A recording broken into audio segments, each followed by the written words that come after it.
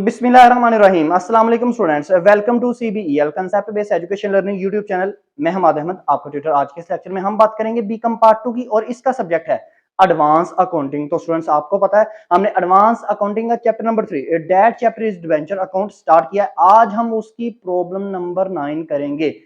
सुहेल अफजल साहब plus MRF की ये बुक है। चाहे आपके पास न्यू एडिशन है चाहे ओल्ड एडिशन है, कोई फर्क नहीं पड़ता। मैं बार बार आपसे ये कहता हूं, आपको कोई फर्क नहीं पड़ेगा। हाँ, अमाउंट भी सेम रहेगी, स्टेटमेंट भी सेम रहेगी, ये केन सिर्फ ईयर्स में डिफरेंस आता है। ओल्ड एडिशन में आपको पता वो 2007, 2008, 2009 की बात करता है। न्यू एडिशन में आपको 2019, 20, 21, 22 इस तरह की बात वो करेगा, ईयर्स में तब्दीली करेगा। तो स्टूडेंट्स, ये प्रॉब्लम बहुत ज्यादा इंपॉर्टेंट है और वेरी ट्रिकी प्रॉब्लम, और इतनी डिफिकल्ट है कि अक्सर स्टूडेंट्स को नहीं पता चलता कंसेप्ट। इस प्रॉब्लम को हल करने का एक्चुअल में तरीका क्या है। समझ में आएगी तो हल करेंगे ना, तो समझने का तरीका क्या है प्लस उसको सोल्व करने का तरीका क्या है, मैं आपको इस वीडियो में एक्सप्लेन करूंगा। लेकिन उससे पहले स्टूडेंट्स, आपसे ये रिक्वेस्ट है, चैनल को सब्सक्राइब करें, वीडियोस को लाइक करें और इन वीडियोस को ज्यादा से ज्यादा अपने फ्रेंड्स में भी शेयर करें ताकि आपके साथ साथ उनका भी बेनिफिट हो। अब हम पेज की तरफ मूव ऑन करते हैं और सीखते हैं कि ये प्रॉब्लम एक्चुअल में हमसे कहती क्या है।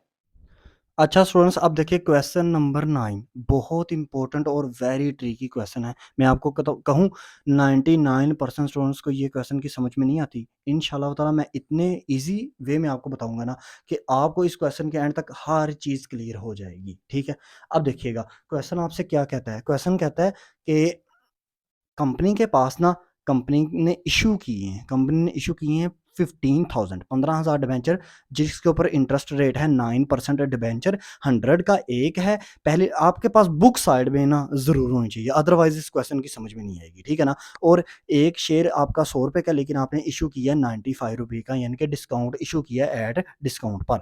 फिर वो कहता है कि कंपनी क्या करेगी। कंपनी ने ना ये डिसाइड किया कि वो 75,000 के डिबेंचर जो है ना उनको रिडीम करेगी, यानी कि वापस ले लेगी। यानी कि टोटल देखो ना, अगर 15,000 के हैं तो 100 रुपये के साथ मल्टीप्लाई करें तो 15 लाख के टोटल डिबेंचर बनते हैं जो कंपनी ने क्या किया है, इशू कर दिए हैं। अब कंपनी कह रही है कि 75,000 के डिबेंचर हम रिडीम करेंगे, वापस करेंगे कहाँ पर जाकर, 2009 में जाकर। कंपनी ने इशू किए थे 1 जनवरी 2007 में। आपका ये ईयर तब्दील हो सकता है आपकी न्यू बुक के एडिशनल पर, लेकिन अगर न्यू बुक हो चाहे ओल्ड बुक हो, मैं आपको बार बार कहता हूँ कि स्टूडेंट आपका सिर्फ ईयर तब्दील होता है, बाकी सारी चीज़ें सेम ही रहती हैं। अब कंपनी 2009 को जाकर ना क्या करेगी, कंपनी ये करेगी अपने 75,000 के डिबेंचर को वापस लेगी। लेकिन उसने साथ भी लाइन आपको कहती है कि कंपनी ने जब अपने डिबेंचर 15,000 वाले डिबेंचर 100 रुपये का एक इशू किया था ना, लेकिन किया था उसको 95 से, तब कंपनी को इशू करते वक्त ना डिबेंचर कुछ एक्सपेंसेस हुए थे 4500 के, 4500 के। ठीक है ना, ये लाइन को अच्छी से याद रखिएगा। कंपनी ने जब डिबेंचर इशू किए थे ना 15,000 के, उस वक्त कंपनी को ना 4500 के ना कुछ छोटे मोटे एक्सपेंसेस हुए थे। इसके बाद आगे देखें, कंपनी कहती है कि ना आपने कंपनी ने कहा कि मैंने ना 2009 को जाके ना जो 75,000 के डिबेंचर जो मैंने वापस लेने हैं ना, वो मैंने एट पार पर वापस लेने हैं, यानी कि 100 रुपीज़ के हिसाब से वापस लेना है। ठीक है, ना कम ना ज़्यादा। अब कंपनी ने आगे ये कहा है कि जो आप क्या करोगे, इंटरेस्ट हर साल लोगे, और हर साल जो आपने ना ये डिस्काउंट ऑन डिबेंचर है ना, जो आपका इशू करते वक्त फर्स्ट एंट्री के अंदर आएगा, क्योंकि हमने इशू किए हैं 95 के हिसाब से। तो कहता है हर साल कंपनी कहती है 15,000 अमाउंट जो है ना, हर साल आपने उसमें से क्लोज करनी है। ठीक है, ये बहुत इंपॉर्टेंट लाइन है, यानी कि 15,000 की अमाउंट जो है ना डिस्काउंट ऑन डिबेंचर की, ये आपने हर साल इसको क्लोज करना है। जब आप इंटरेस्ट को क्लोज करेंगे ना, इंटरेस्ट ऑन डिबेंचर को, तो आपने इसको भी क्लोज करना है। ठीक है, ये बताता हूँ क्लोज का क्या मतलब है। इसके बाद देखेंगे कंपनी ने क्या किया, 2010 में जाके ना कंपनी ने 750 के डिबेंचर ना 100 रुपये का एक था, वो आपको पहली लाइन में बता दिया। उसने कहा 98 के हिसाब से ना कंपनी ने ये खरीदे हैं, और इनको खरीदते वक्त ना कंपनी के ना छोटे से एक्सपेंसेस फिर आए हैं 150 रुपये के। ठीक है स्टूडेंट, और कहता है नीचे वो आपको कहता है कि पास करो जर्नल एंट्रीज और बनाओ बैलेंस शीट। एक्चुअल में ये क्वेश्चन क्या है, 3-4 सिचुएशन याद रखिएगा। कंपनी ने 15,000 के डिबेंचर इशू किए हैं, 100 रुपये का एक है लेकिन किया 95 का। फिर डिबेंचर इशू करते वक्त कंपनी के एक्सपेंसेस आए हैं 4500 के, उसने कहा है साथ। कहता है फिर 2009 को जाके ना कंपनी ने 75,000 के डिबेंचर वापस ले लिए हैं, लेकिन एट पार पर ही वापस लिए हैं। ठीक है? फिर आपको कहता है कि जब भी तुमने इंटरेस्ट लेना है और तुमने जो डिस्काउंट ऑन डिबेंचर की आपके पास अमाउंट आएगी ना, हर साल इसमें से 15,000 रुपया जो है ना, वो क्लोज़ करते जाओ, निकालते जाओ, ठीक है? अब वो क्या होगा, सारी सॉल्यूशन पे जाके चीज़ें मैं आपको ना बताता हूँ। फिर उसके बाद कंपनी ने ना 2010 को जाके ना कंपनी ने ₹750 के डिबेंचर फिर वापस लिए हैं, लेकिन इस दफ़ा पार पे नहीं लिए, डिस्काउंट पे लिए हैं 98 के। और लेते वक्त ना कंपनी का कोई खर्चा आया, मतलब कंपनी अपनी बाइक पे गई होगी, किसी पर्सन को भेजा होगा, उसकी बाइक के ऊपर जाके या गाड़ी के ऊपर जाके किसी ना किसी कन्वेंस के ऊपर जाके कंपनी का कोई पेट्रोल का खर्चा आया होगा, तो वो ₹150 का भी खर्चा जो है ना, वो इशू के अंदर डाल दिया, सॉरी, रिडम्पशन के अंदर डाल दिया, जो ₹750 के ना कंपनी ने वापस लिए हैं। अब पास करनी है जर्नल एंट्रीज, और स्टूडेंट्स आपने क्या करना है, बैलेंस शीट बनानी है। अच्छा स्टूडेंट्स, अब देखिएगा, अब हम आगे हैं सॉल्यूशन के ऊपर। तो जर्नल का फॉर्मेट बनाएं और पहली एंट्री ज़रा पास करें। बुक आपके पास होनी चाहिए, अदरवाइज सच में आपको इस क्वेश्चन की समझ में नहीं आएगी, ठीक है ना। अब पहली एंट्री इशू की थी, अगर इशू के साथ लिखा होता ना आउटस्टैंडिंग, जैसा कि क्वेश्चन नंबर 8 में लिखा हुआ है, तो हम कभी भी इशू की एंट्री पास ना करते। अब इशू किस पे हुआ है, एट पार पे हुआ है? नहीं, एट डिस्काउंट पे हुआ। उसने कहा ₹100 का डिबेंचर है, 15,000 डिबेंचर इशू किए हैं, ₹100 का एक है, लेकिन दिए हैं कितने के, 95 के। तो आप एट डिस्काउंट की एंट्री क्या थी, इशू एट डिस्काउंट की एंट्री आपको क्या बताई थी? तो आप डेट लिखेंगे 1 जनवरी 11/2007, एंट्री आ जाएगी बैंक अकाउंट है, discount on debenture account to 9% debenture account, ठीक है ना। बैंक क्यों डेबिट हुआ? क्योंकि बैंक में पैसे आएँगे। डिस्काउंट ऑन डिबेंचर क्यों डेबिट हुआ? क्योंकि डिस्काउंट ऑन डिबेंचर मैंने आपको कहा था एक्सपेंस भी होता है, लेकिन आपने इसको अपना एसेट समझना है। उसकी वजह क्या है? क्योंकि ये ऐसा एक्सपेंस है जो कभी-कभी होता है, ज़्यादा दफ़ा नहीं होता। तो जो एक्सपेंस ना साल में कभी-कभी हो ना, उस एक्सपेंस को एसेट लिखा जाता है। अगर इस एक्सपेंस को कंपनी अगर इसको ना कंपनी एज़ एक्सपेंस ट्रीट करे ना, तो याद रखिएगा उससे कंपनी का प्रॉफिट जो है ना वो कम हो जाएगा, और शेयर होल्डर्स जो है ना वो फिर अट्रैक्ट नहीं होंगे। वो कहेंगे हम अपने शेयर निकलवा ही लेते हैं, हमें क्या ज़रूरत है, इस कंपनी में तो प्रॉफिट ही नहीं इतना ज़्यादा होता। अब इसी वजह से कंपनी क्या करेगी, इसको अपना एसेट समझती है, फिर प्रॉफिट और लॉस अकाउंट होता है ना, उसमें से थोड़े-थोड़े करके वो पैसे निकालती रहती है, जैसे इस क्वेश्चन में उसने कहा है, ठीक है ना।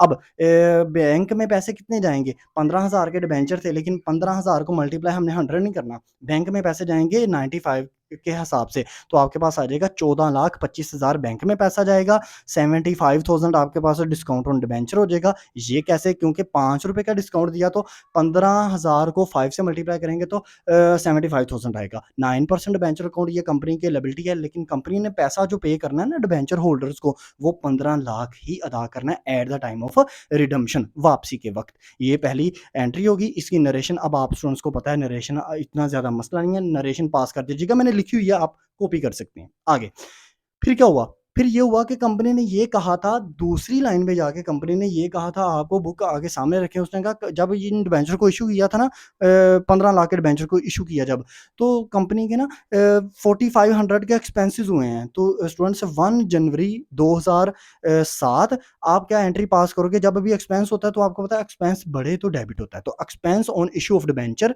ये लिखेंगे आप, टू बैंक अकाउंट कितने से, 4500 से, 4500 से बैंक से पैसे जाएँगे ना, खर्चे हुए ना, मतलब ये समझ लें कि कंपनी ने ना जब 15,000 के डिबेंचर, टोटल 15 लाख के डिबेंचर जब आपने डिबेंचर होल्डर्स को दिए ना, तो कंपनी के कोई एक्सपेंस हुए 4500 के, तो उन एक्सपेंसेस को भी कंपनी उसके अंदर ही डालेगी कि कि कंपनी ये समझेगी कि ये जो मेरे डिबेंचर है ना, ये 15 लाख के नहीं मुझे पड़े, ये मुझे 4500 रुपया ज़्यादा उनके ऊपर पड़ गया। ये ऐसे ही अगर आप घर में फ़ैन लगवाओ ना, तो फ़ैन आए 3000 का, अब वो जिसने लगाने आना है फ़ैन को, उसने भी तो अपना मज़दूरी लेनी है ना, तो ₹1000 उसने मज़दूरी ले ली, तो 4000 का आपको टोटल जो है ना फ़ैन पड़ गया। अब ये आपकी सेकंड नंबर एंट्री होगी, ठीक है। अब आपने क्या करना है, कंपनी आपको पता है हमेशा 31 दिसंबर 2007 को जाके क्या करेगी, कंपनी साल के एंड पे इंटरेस्ट पे करेगी, ठीक है ना। तो कंपनी एंट्री क्या पास करेगी, 31 12 यानी कि 31 दिसंबर 2007, interest on debenture account to bank account, या डिबेंचर इंटरेस्ट भी लिख सकते हैं इसको। तो interest on debenture account company का एक्सपेंस होता है, इस वजह से डेबिट किया जाता है, और बैंक से पैसे जाते हैं, एसेट कम होता है तो क्रेडिट किया जाता है। ये कितना, 1,35,000, 1,35,000 कैसे?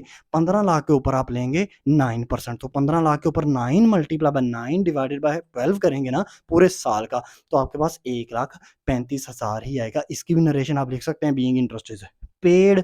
अब यहाँ पर बात समझने वाली है। उसने कहा था क्वेश्चन में कि डिस्काउंट ऑन डिबेंचर कितना आया है, वो देखो एंट्री नंबर 1 में डिस्काउंट ऑन डिबेंचर ना स्टूडेंट्स आपको आया है, डिस्काउंट ऑन डिबेंचर आपको आया स्टूडेंट्स 75,000 का। कंपनी ने कहा था कि इसके अंदर से ना क्या करो, इसके अंदर से पैसे निकालते जाओ, 15-15 हज़ार करके क्लोज़ करते जाओ। तो आपको पता है इंटरेस्ट ऑन डिबेंचर ये भी कंपनी का एक्सपेंस है, डिस्काउंट ऑन डिबेंचर ये भी कंपनी का एज़ अ एक्सपेंस ही है, ठीक है ना? लेकिन समझती कंपनी इसको एसेड है और ये जो डिबेंचर एक्सपेंस अकाउंट है 4500 ये भी कंपनी का एक्सपेंस है, तो इनको क्लोज़ करो। क्लोज़ का मतलब है कि अब ना जब भी इन एक्सपेंस को कंपनी ने अदा करना है, तो कंपनी ने पैसा कहाँ से उठाना है? प्रॉफिट एंड लॉस अकाउंट से।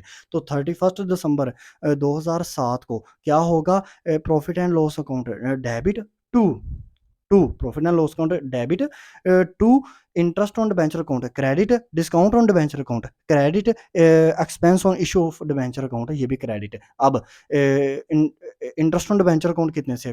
1,35,000 1,35,000 का, और डिस्काउंट ऑन डिबेंचर 15,000 हमने सिर्फ उठाना है क्योंकि क्वेश्चन में उसने कहा कि 15-15 हज़ार करके इसको क्लोज करो, और एक्सपेंस कितना है 4500 का। तो तीनों को जमा किया ना, तो प्रॉफिट एंड लॉस अकाउंट से 2007 के अंदर हमने कितना पैसा उठाया? हमने पैसा उठाया, क्लोज किया उसको 1,54,500 रुपया। ठीक है, नरेशन आप लिख देंगे कि हमने ट्रांसफर कर दिए इन सबको किसमें? प्रॉफिट एंड लॉस अकाउंट में। अब ये 2007 का मामला क्लियर हो गया। उसने कहा था कंपनी ने रिडम्पशन की है जाके 2009 को, तो 2008 में कोई काम नहीं हुआ, तो 2008 के एंड पे आप क्या करोगे? इंटरेस्ट दोबारा पे करोगे। तो 31 दिसंबर 2008, 12 का ये मतलब होता है दिसंबर, ठीक है ना? 31 दिसंबर डेट में आप लिखोगे 2008 interest on debenture account bank account पूरा साल यूज़ हुआ, तो ये भी 1,35,000 आएगा, 1,35,000 आएगा, क्योंकि अभी तक ना कंपनी के पास ना कंपनी ने जो लोन देना है ना वो 15 लाख का ही लोन देना है, क्योंकि अभी तक कंपनी ने 2008 में कोई अपना डिबेंचर वापस नहीं लिया। 1,35,000 डेबिट, 1,35,000 क्रेडिट। अब इसको भी कंपनी क्या करेगी? क्लोज करेगी, क्योंकि इंटरेस्ट ऑन डिबेंचर है, एक ये है, और दूसरा उसने कहा था क्वेश्चन के अंदर डिस्काउंट ऑन डिबेंचर को हर साल क्या करो? क्लोज करो प्रॉफिट एंड लॉस अकाउंट में, ठीक है? तो स्टूडेंट्स देखिएगा 31 दिसंबर 2008, 12 भी लिख सकते हैं दिसंबर की जगह, या DEC भी लिख सकते हैं यहाँ पर डेट के अंदर। तो क्लोज करेंगे एंट्री को हम कैसे? हम क्लोज करेंगे profit and loss account debit to interest on debenture account credit, discount on debenture account credit. Interest on debenture account आ जाएगा 1,35,000 से, डिस्काउंट ऑन डिबेंचर अकाउंट आ जाएगा 15,000 से। क्यों? क्योंकि उसने कहा हर साल 15-15 हज़ार करके आपने करना है, क्लोज करना है, ताकि कंपनी अपने ऊपर से ना ये जो डिस्काउंट टोटल 75,000 का आया था ना पहली एंट्री में, ये अपने सर से कंपनी बोझ उतारना चाह रही है, ठीक है ना? हर साल 15-15 हज़ार करके इसको प्रॉफिट एंड लॉस अकाउंट में डालना चाह रही है, ट्रांसफर करना चाह रही है। तो दोनों अमाउंट को जमा करेंगे, आपके पास आ जाएगा प्रॉफिट एंड लॉस अकाउंट 1,50,000 से। तो नरेशन आ जाएगी कि आपने ना इन दोनों एक्सपेंसेस को ट्रांसफर कर दिया किसके अंदर? प्रॉफिट एंड लॉस अकाउंट के अंदर। अब बात आ गई 2009 की। अब देखिएगा स्टूडेंट्स 2009 में क्या हुआ था? 2009 में कंपनी ने 75,000 के डिबेंचर वापस किए हैं, लेकिन एट पार पर वापस किए हैं, यानी कि 15 लाख में से ना 75,000 के डिबेंचर कंपनी ने वापस किए हैं। 75,000 का लोन सॉरी वापस किया, उनसे 75,000 के डिबेंचर खरीद लिए हैं डिबेंचर होल्डर से, ठीक है ना? यानी कि फिर डिबेंचर होल्डर के पास कितने के डिबेंचर रह जाएंगे? 14,25,000 के डिबेंचर रह जाएंगे, ठीक है? अब सुनिएगा, सबसे पहले आप क्या करोगे? 31 दिसंबर को जाके परचेज किए थे कंपनी ने रिडम्पशन करने के लिए, वापसी डिबेंचर लिए 75,000 के, तो पूरा साल तो ये 15 लाख के डिबेंचर यूज हुए ना, तो पहले आप इंटरेस्ट लोगे। पहले आप क्या लोगे? इंटरेस्ट लोगे। बहुत से स्टूडेंट्स जाके पहले ये रिडम्पशन की एंट्री पास करना शुरू कर देते हैं। नहीं स्टूडेंट्स, 15 लाख के डिबेंचर 2009 के पूरे साल यूज हुए हैं, तो पहले एंट्री करो 31 दिसंबर 2009, interest on debenture account to bank account 1,35,000। 1,35,000 कैसे? 15 lakh multiply by 9 divided by 12 करेंगे तो आपके पास 1,35,000 आ जाएगा। अब 31 दिसंबर 2009 को ही क्या किया? रिडम्पशन की एंट्री पास करनी है। तो जब भी रिडम्पशन की एंट्री पास करनी है, आपने क्वेश्चन नंबर 8 में सीखा है, या तो होगी आउट ऑफ प्रॉफिट या होगी आउट ऑफ कैपिटल। अब इसमें कोई नहीं बताया हुआ उसने, ना ही बताया हुआ आउट ऑफ प्रॉफिट, ना ही बताया हुआ आउट ऑफ कैपिटल। तो स्टूडेंट्स आपको पता है ना, आउट ऑफ प्रॉफिट में 2 एंट्रीज आती थी रिडम्पशन करते वक्त आउट ऑफ प्रॉफिट में, और आउट ऑफ कैपिटल में 1 एंट्री आती है। लेकिन आउट ऑफ प्रॉफिट की जो सेकंड वन एंट्री होती है, वो आउट ऑफ कैपिटल की जो एक ही एंट्री है, वो बिल्कुल सेम होती हैं, एक दूसरे से मिलती जुलती हैं, तो आप उसी को ही पास कर देंगे, ठीक है? अगर नहीं बताया हुआ आउट ऑफ कैपिटल से डिबेंचर रिडीम करो, निकालो, वापस लो, या नहीं बताया हुआ आउट ऑफ कैपिटल से वापस लो, तो आप जो एक ही एंट्री दोनों में मैच करती थी ना, उसी को लिखेंगे। तो 31 दिसंबर 2009 9% debenture account to bank account, क्योंकि पार पर वापस लिए हैं, इसलिए नीचे कोई कैपिटल रिजर्व नहीं आएगा। तो यहाँ पर आप क्या लिखोगे, अमाउंट लिखोगे 75,000 डेबिट, 75,000 क्रेडिट। तो बीइंग डिबेंचर इज रिडम्ड। अब क्या हुआ, अब हुआ ये कि हमने इनको क्लोज भी तो करना है ना, इन एक्सपेंसेस को क्लोज करना है ना। तो 31 दिसंबर 2009 profit and loss account debit to interest on debenture account credit और डिस्काउंट ऑन डिबेंचर अकाउंट भी क्रेडिट करेंगे। तो कितने से क्रेडिट करेंगे, इंटरेस्ट ऑन डिबेंचर अकाउंट आप क्रेडिट करेंगे 1,35,000 से, डिस्काउंट ऑन डिबेंचर फिर से 15,000 रुपया, तीसरी दफा ये हम उठाने लगे हैं 15,000 रुपया, इसको क्रेडिट करेंगे, दोनों को जमा करें तो आपके पास आ जाएगा 1,50,000। अभी यहाँ तक ना 2009 का मामला क्लियर हो गया। अब 2010 की बारी आई है। 2010 में भी कंपनी ने दोबारा से 750 रुपए के डिबेंचर जो है ना, 750 जो डिबेंचर हैं वो वापस लिए हैं। तो देखते हैं अब नेक्स्ट पेज के ऊपर जाके कि उसको हम कैसे पास करेंगे। अब देखिएगा स्टूडेंट्स, 31 दिसंबर 2010 को जाके आपने फिर से डिबेंचर जो है ना, आपने फिर से डिबेंचर क्या किए थे, रिडेम्पशन के लिए थे, वापसी किए थे। याद रखिएगा वापसी किए, लेकिन 750 के। तो 100 से मल्टीप्लाई करें तो कितने आ गए, 75। मतलब देखिए ना स्टूडेंट्स, अंडरस्टैंड कीजिएगा, 750 के डिबेंचर थे टोटल जो आपने वापस लिए। एक डिबेंचर अब आपने 98 के हिसाब से वापस लिया है, ठीक है ना। लेकिन इस एंट्री को करने से पहले आप 31 दिसंबर को वापस किए हैं, तो आपको पता है वो जो अमाउंट है, जो बाकी अमाउंट रह गई थी, अब पीछे अब हमने कितना उनको लोन पे करना है, 75,000 रुपया हमने दे दिया 15 लाख में से। अब हमने 14,25,000 रुपया उनको देना। तो ये 14,25,000 2010 पूरा साल इस्तेमाल किया हमने, तो इसके ऊपर पहले इंटरेस्ट दें। तो 31 दिसंबर 2010 interest on debenture account to bank account कितना, अब ये आ गए आएगा 1,28,250, 1,28,250। कैसे, डेबिट और क्रेडिट में कैसे, 14,25,000 को मल्टीप्लाई 9 डिवाइडेड बाय 12 करेंगे तो आपके पास ये फिगर आ जाएगी। अब 31 दिसंबर 2010 को आपने क्या किया, 750 जो डिबेंचर है ना, उनको वापस किया 98 के हिसाब से। तो इसका मतलब है आपने आपने खरीदे हैं दो, हर डिबेंचर के ऊपर 2-2 रुपए आपने आपने छुड़वाया उनसे कि भाई हमें 2-2 रुपए का डिबेंचर होल्डर्स, हम कंपनी है, 2-2 रुपए हमें छोड़ दो। तो एंट्री होगी 31 दिसंबर 2010, 9% venture account to bank account. मैंने कहा था चाहे आउट ऑफ प्रॉफिट आपको ना बताया हो, चाहे आउट ऑफ कैपिटल आपको ना बताया हो, तो आपने क्या करना है, आपने दोनों में जो सेम एंट्री थी ना, जो एक एंट्री जो सेम पास होती थी उसको आपने करना है, मतलब उसको डेबिट और क्रेडिट जो भी थे ना उसके अंदर, उसको आपने पास कर देना है। 9% venture account to bank account. अब 9% वेंचर अकाउंट कितने के आएंगे, 75,000 के, क्योंकि 750 मल्टीप्लाई पे 98 करेंगे 75,000 आएगा, ठीक है।